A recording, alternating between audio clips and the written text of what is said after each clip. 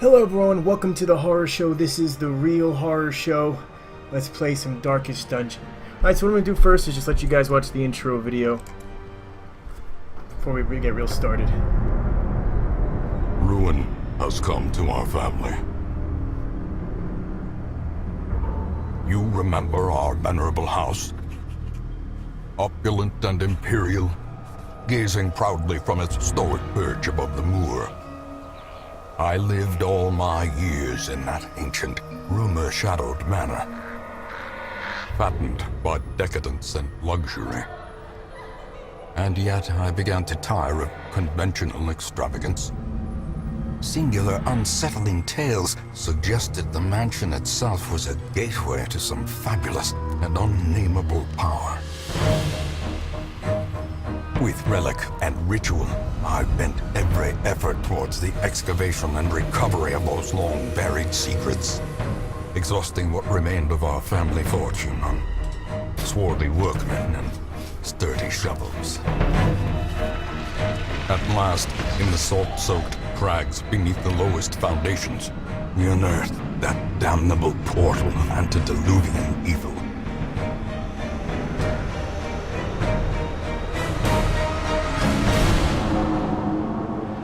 Our every step unsettled the ancient earth. But we were in a realm of death and madness. In the end, I alone fled laughing and wailing through those blackened arcades of antiquity, until consciousness failed me. You remember our venerable house, opulent and imperial.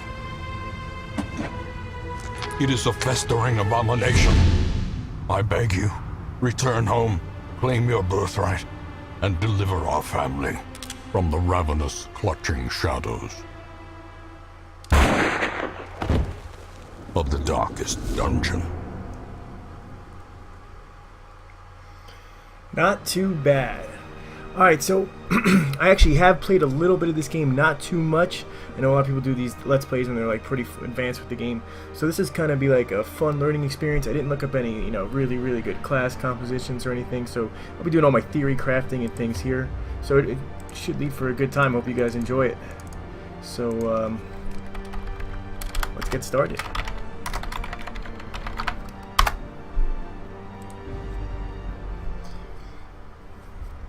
There's another little video here for you guys to watch.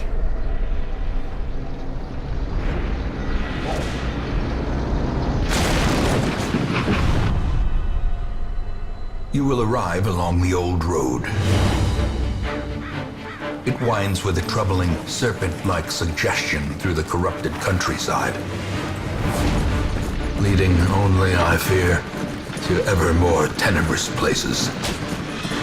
There is a sickness in the ancient, pitted cobbles of the old road, and on its writhing path, you will face viciousness, violence, and perhaps other damnably transcendent terrors.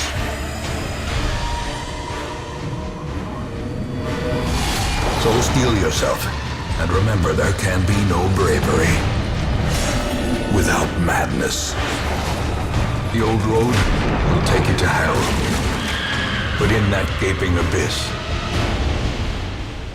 we will find our redemption.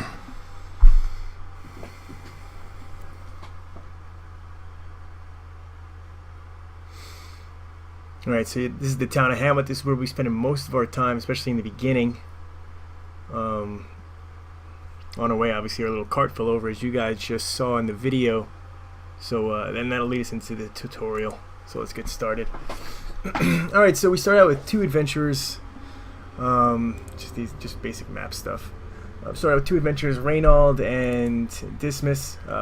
This is a crusader. This is a highwayman, basically almost like a rogue-ish character. And this is almost like your generic fighter, almost kind of paladin.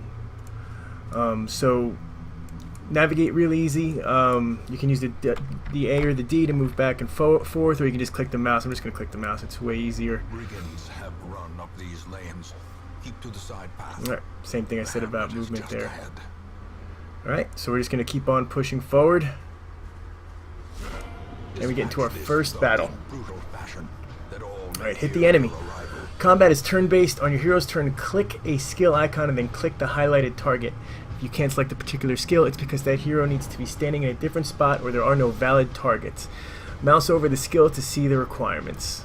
Okay, so what they're talking about with like positions and like requirements. So this guy has 4 skills here, but he can only use them, and he's standing in the second position now, and he can only use a certain amount of them from the second position.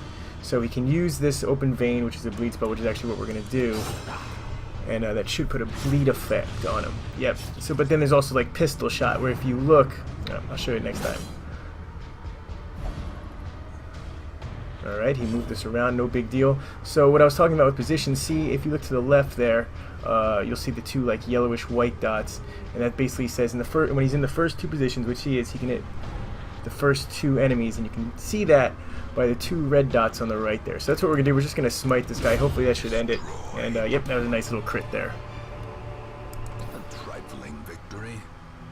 Okay, so they moved this around there. I'm just going to pop this guy in front again, as he's the kind of guy we're going to want in the front with the armor. Okay, interactive objects, or also known as curios. While exploring, you will often find interactive objects. Click or press W to investigate them. Take a look at this tent. A brigand's tent. Clearly where the ambushers camp. So we'll just check inside the tent. We got rubies and gold, which this is essentially just gold. Alright, and we can continue forward. To be found in forgotten places. An ambush. Send these vermin a message. The rightful owner has returned, and their Alright, so is no longer welcome. Right now we're going to want to try to get down this Fusilier basically as fast as possible. He does a ton of damage, and the issue is we got this big guy who's kind of taking up 2 positions and kind of stopping Reynold here from hitting him, but our highwaymen should be able to. So what we're going to do is we're going to actually grape shot blast, which hits both of them. That does a decent amount of damage. And they move Reynold back again. Okay. What I'm going to do is I'm going to use Stunning Blow and try to stop this guy from moving.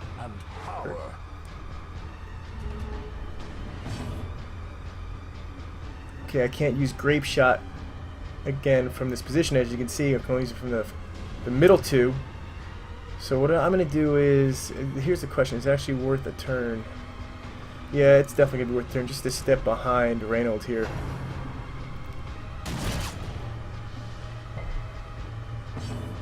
Okay, so that worked out. I'm going to Smite, which is his big main attack.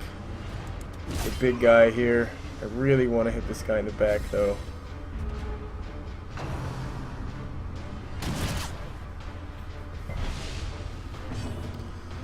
Alright, so now that we're in the right position, I'm going to use Grape Shot.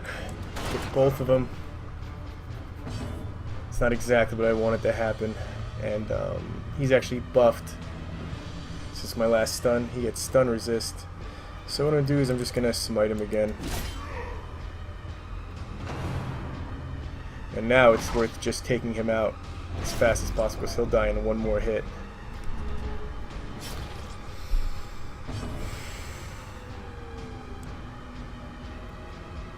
Use Grape Shot again. Prodigious size alone does not dissuade the sharpened blade. Alright, corpses. When most monsters die, they leave corpses. Corpses act as temporary obstacles and will eventually go away on their own.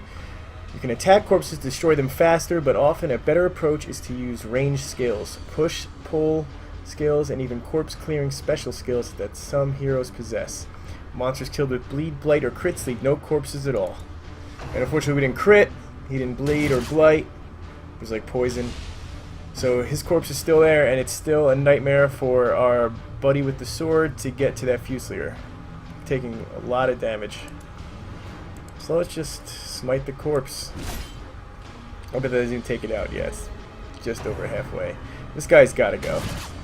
He's got 4 health. I think 1 pistol shot from Dismas should do it. And he crits. Perfect. A faint hope blossoms. Alright, so we got a pretty decent amount of gold just for the tutorial here. So we completed the quest. After we've completed the requirements of a quest, you have the option to return to town at any time. Just click the crest. You don't need to return to the starting room of the dungeon to exit. Alright, so this is kind of a weird thing that this game does, and it always tells you like your quest is complete and it offers to return you to town, but usually when you're finishing the quest there's like a chest or something that you need to check out, so you always want to continue venturing. Alright, so you see a bandage trap chest. It's definitely trapped. I'm not gonna open it, but you guys get what I'm saying. I'm just gonna hit quest complete.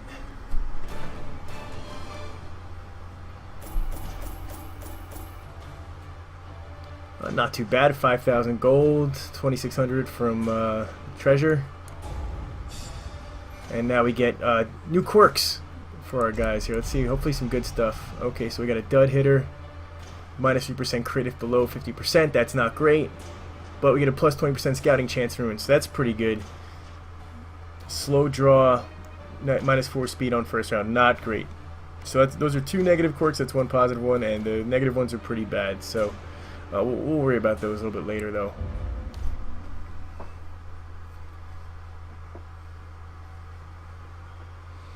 Welcome home, such as it is. This squalid hamlet, these corrupted lands, they are yours now, and you are bound to them.